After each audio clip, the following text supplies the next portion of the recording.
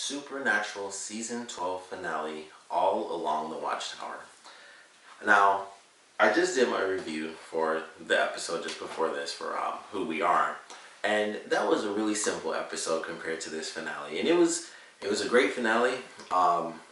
It's hard to say. It might be like my favorite one just based on a story perspective. On a personal level, is I would probably say it's my least favorite, but from a story perspective, it's probably the best finale we've had for the show.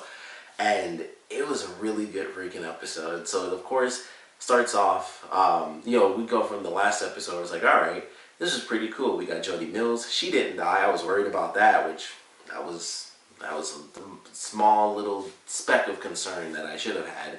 So it goes through, she's safe, all the bad guys get wiped out, and it's like, cool, they're going to fight Lucifer. We already, we knew that was going to happen, the Nephilim and everything, and it's like, this isn't too bad.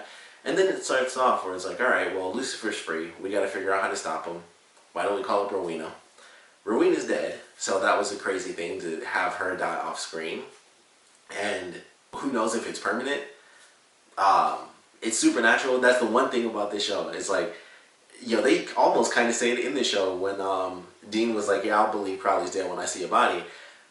That's kind of how I am with all TV shows, but especially supernatural. Like, even if I see a body, I'm like, until I see that alternate spirit either trapped in heaven or, trapped in hell or free, into heaven, or maybe even trapped in purgatory, even though that's for like a very select couple of characters. Unless that's the case, I'm not going to think you're really dead. At least I'm not going to hope, especially when we get to the end. I have to hope at this point, so well, there's that. But, it starts off with that where she's killed, and of course Lucifer picks up the phone and is like, oh, yeah, she's gone, so had to make sure that no one could kind of send me back there. Of course, after that, it's like, well, they don't know what to do, and then Crowley shows up after he transfers from the rat back into his body, teleports there. Of course, they don't trust him. It's the constant back and forth. So they try to leave him there, and naturally he pulls the blade out and he's able to escape.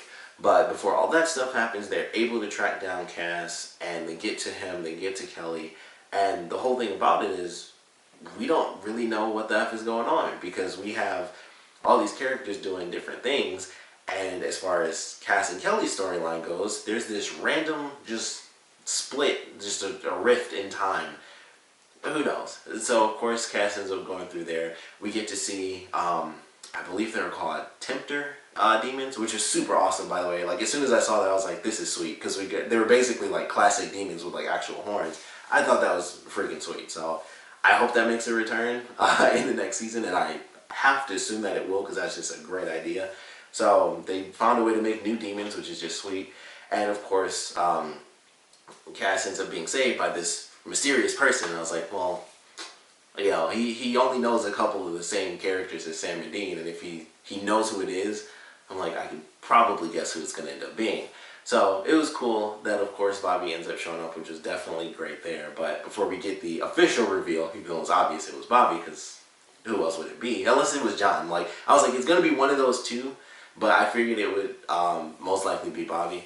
And not just because Jeffrey Dean Morgan is on The Walking Dead, but I was just like, it's going to be Bobby. Like, if anyone ever comes back, it's like, you got to make it Bobby. Like, that just makes sense. And plus, that's his thing for at least showing up once every single season. So we got it, like, right at the end. But, that was definitely cool. He gets saved, and then it's kind of like, all right, we hold off that mystery. We still don't know what this random other world is, which I thought was purgatory because it had, like, that grayscale to it. And I was like, okay, well, maybe they end up going to purgatory, which was like, with the last episode, I thought they were actually going to die and they wouldn't get the oxygen, and I was like, okay, so this is weird. How do they die here and actually end up going to purgatory? Because I'm like, that's the only place I can think of where it's gray. So I'm like, there's somewhere, but it ends up being a complete alternate reality. They're going like full, like, CW is just like, every series now gets multiverses and everything that they're doing, all the DC shows. So even Supernatural now has a multiverse, so that we get to see this alternate reality where Sam and Dean were never born. And that was a great moment too. It was like, they always talk about that, like, what if we weren't here? What if we never did this? And there have been multiple episodes, like, literally devoted to that. Like Dean, when he had the perfect life and everything was great, but it's like all these people that we saved, they died. And that was before, I'm pretty sure that was before Lucifer even showed up. That was like season 3 or 4, like with the Jinn and stuff like that. So that was before Lucifer was even really a thing. So it was interesting seeing it on like an even more epic scale. Like, we go all the way up to season 12. That, like I said, that was like season 3 or 4, and now we're at season 12 going to 13, and it's like, yeah, if you guys weren't here at this point, it would really suck. Like, there's nothing. Like, we just see a desolate wasteland and these random spikes. I thought there was going to be something to that, but they're just crazy death spikes. I don't know. But it's just a desolate wasteland where there's still humans alive. Of course, we see Bobby. They, of course, reference all the other characters that have died off. They even reference Rufus, which I thought was cool, where Bobby names his gun Rufus after his friend. But it was pretty awesome. I was like, this is really, really cool. The red lightning was super sweet. That's just from a visual perspective. I thought that was amazing, but it was so cool. It was like, all right, this is a really cool random thing for us to be introduced to. And we have Kelly, of course, going through the process of getting closer and closer to having this baby. She's, trying to do as much as she can because she knows she won't live through the process, which is a very interesting perspective. I thought, I was like, that's, they talked about it before, but her actually going through it in this episode, I actually really enjoyed. I was like, that's an oddly emotional thing, especially for a character that's, brand new. And to feel that attachment where it's like, man, she's going through this crazy process of being impregnated by the devil, and it's like, well, this is crazy, I gotta get rid of this baby. And then thinking, well, it's still my baby, so I want to keep it. And then knowing that the baby is trying to kill her, or will kill her, and then, what Dagon told her, like, kind of kill everyone else. Baby saves her, so she's like, nope, my baby's gonna be good. And it was just like this whole emotional track for her, and it comes down to this final moment where she's like, I want this baby to be born, and it will be, kind of regardless of what she wanted, but she wanted to do everything she could as a mother, knowing that she wouldn't be able to be a mother. So it was actually really well done, the way they pulled that off. And of course, once the baby is born, she dies, and they have that final moment where she kind of whispers like, I love you, and then she dies. I thought that was a really good way to kind of end that off. It was just like, that's the perfect way to do that, I felt. So I really like the way that they handled that. And of course, by that time, things are just getting crazier and crazier, and of course Lucifer shows up, and technically that was before he showed up, before the baby was even born. So we go through those processes, and we get to kind of just the true chaos of the entire effing episode when they get Lucifer over there. It's Sam, it's Dean, it's Crowley. Sam and Dean distract Lucifer. Dean's just going real gung-ho with it, with the bullets and stuff, and Crowley and Sam are going through, kind of going over the spell, trying to do what they can, and Crowley mentions the last thing they need is a life. So I was very curious. I was like, okay, how is this going to play out? Would it count if they killed, somehow were able to kill Lucifer? Would that work or not? So I was like, all right, well, what's about to happen here? And as things started to go through, once it was a dialogue, I was like, he's about to die, he's about to sacrifice himself. And of course, they're having this back and forth, and Crowley's like, I wanted to win and stuff like that, that's why I left you alive. And it was just a great moment. And then he just looks and he's like, see ya. And he just flips the blade and he stabs himself, and Crowley was that final sacrifice for the spell to, stop Lucifer. And that was just the start of it. So it was like, all right, that in itself was effing crazy enough. So I was like, well, Crowley, like the greatest hero to hate, or greatest villain to love, I guess, is that backwards. He sacrificed himself. So it's like, wow, we lost both Rowena and Crowley. So that was really crazy, especially, in Crowley. And so then it keeps going, and, that's when Cass comes in. And I was like, okay, when I saw the promo, at first I was kind of worried, and then I was like, oh wait, if Cass is going straight for Lucifer, he's probably been supercharged like he was with Dagon. Maybe he can take a hit or two. And then he was strolling in with the blade. I was like, he doesn't look like he's got the little lightning blood going through him. He's just Cass. So he stabs Lucifer, which seemed like it worked for like half a second. And Sam and Dean take off. And then Cass shows up, and I was like, oh crap. It's like, at least slowed him down. It was clear it didn't kill him. But I was like, all right, it slowed Lucifer down. Things are going to close up, and things are going to be good. And then boom, we see like that little piece of that angel blade go through Cass. And it was just a heartbreaking one. Of course, it sucked when I saw it happen with Crowley, and I was like, man, once you see that, once it's a character that's been with the show for that long, it's like, okay, that was really crappy. That sucks. And that's it. That's kind of how you feel when you watch the show. It's like, they did that to us. That's it. You know, we had a character that we've loved for a super long time. He's gone. That's it. It's, you know, we go to the end of it, we get our cliffhanger, and it's like, man, we have to live with the fact that Crowley's gone. And he's gone in another dimension, so I really don't know if there's any prospect of him coming back, but like I said, I kind of just have to hope. But not only did he stab himself, he was also the source of the spell, so it's like, I really don't know how they could do that outside of some time travel stuff, which we've seen, so, you know. But then it keeps going. So Sam and Dean get out, they look back, and there's Cass, and it seems like it's great, and of course he gets stabbed, and that's when it was just like, holy crap, they not only just killed off Crowley, which was, I'm pretty sure, what, a minute? Like, it was less than, it had to be less than a minute, it may have been a minute max. So it was like, we just lost Crowley, we lost Rowena earlier, which did have an effect, especially with it being like an off-screen thing, it was a bit more impactful in that sense, because we didn't even know that it was going to happen. It's like, cool, Rowena's going to show up, and it's like, no, she's not, because she's dead. So that was the start of it, and I was like, wow. And it just kept ramping up as it went on, because it was like Rowena, and then it was Crowley, which is like, that really sucks, and then it hits Cass, and it's just like, straight through the roof.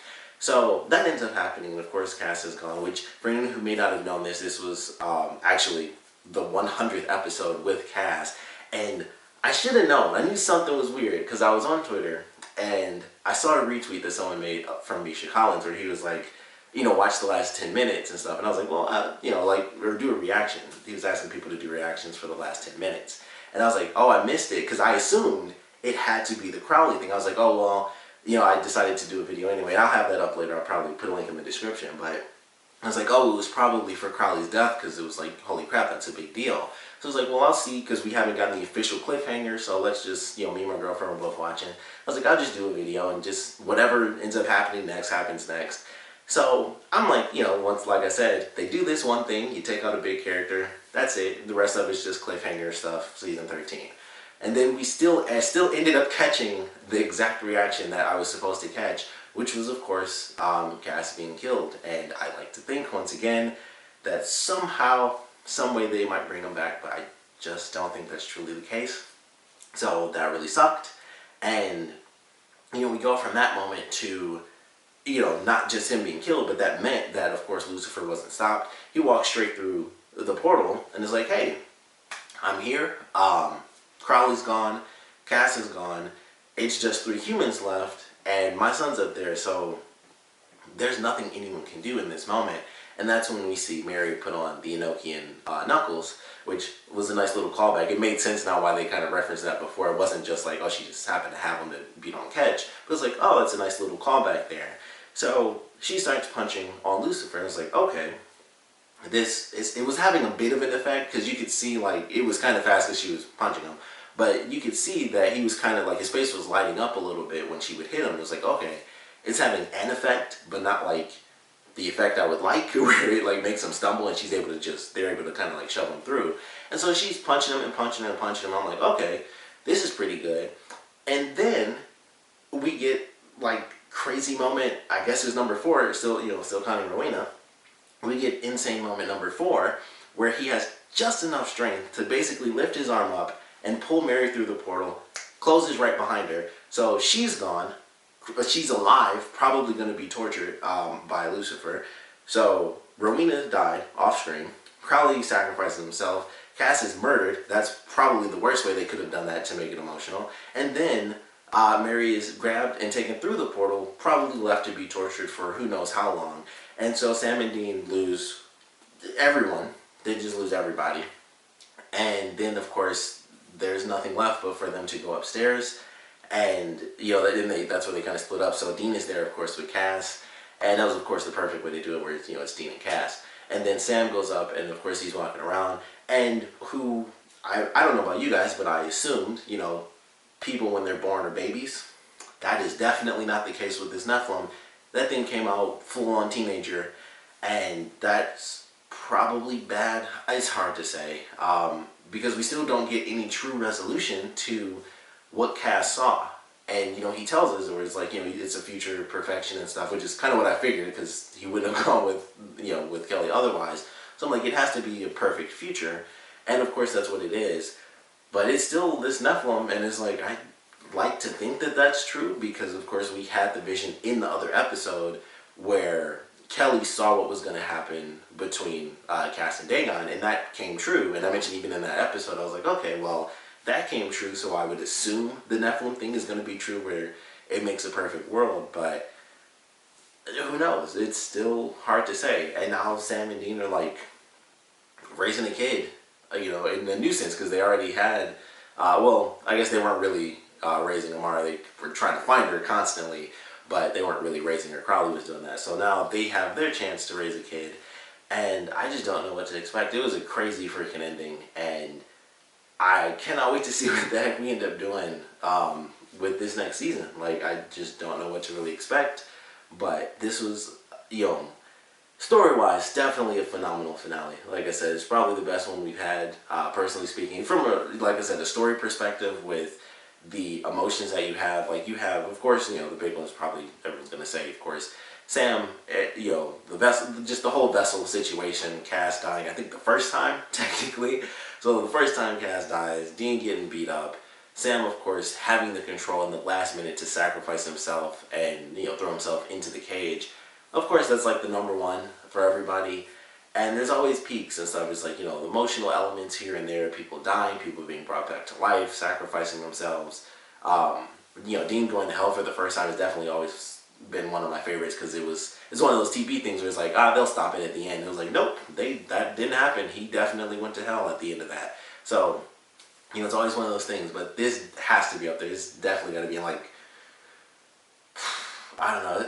I don't know. It has to be my favorite. Just, I hate it emotionally speaking, but story standpoint, that's a good freaking way to end the season, where it's like, you already lose one big character, and then you lose a second big character, and then the third big character is at least stolen into another dimension, so they have to wait for this kid to control his powers to even open it back up. So, there's a lot to that, and who knows how much time they're going to end up skipping between this season and next season, and what that means for Mary being tortured for who knows how long by Lucifer, what that means we'll see from this other dimension, because I mentioned they had the Tempter demons, so I have to assume that they will show up, this rift will open, and we'll see some random things from this dimension pouring into ours, or, I guess into theirs.